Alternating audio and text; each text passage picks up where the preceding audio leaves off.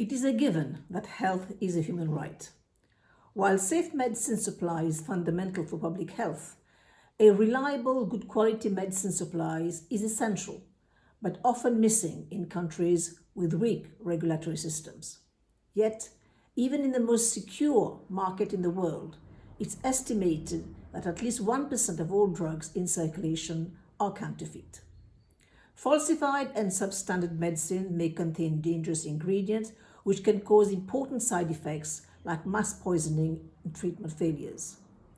The World Health Organization estimates that 1 million people die yearly as a consequence of counterfeit drugs. There is no doubt that poor quality medicine will compromise the treatment of chronic and infectious diseases, causing disease progression and drug resistance and ultimately death. In the case of antibiotics, there is a significant downside as it encourages drug resistance, not just in one particular country, but can have a global reach in the interconnected world we live in.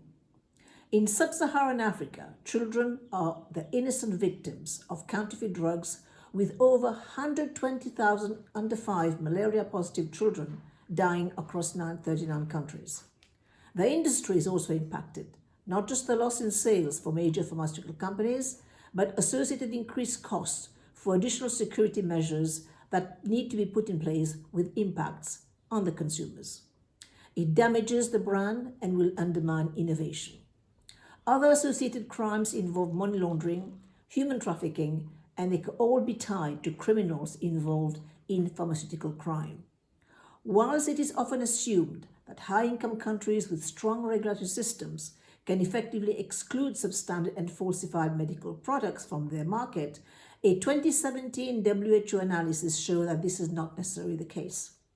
Vigilance needs to be sustained at all levels, with constant random testing of products being sold and monitoring imports, especially in the age of online sales. Therefore, access to safe medication is a much needed prerequisite to deliver on SDG 3. Here, I salute the work and the engagement of Dr. Ismail Sukarriya. While it is understood that the SDGs are systems, there is no doubt that his work through SDG 3 will have a reverberation on the other SDGs.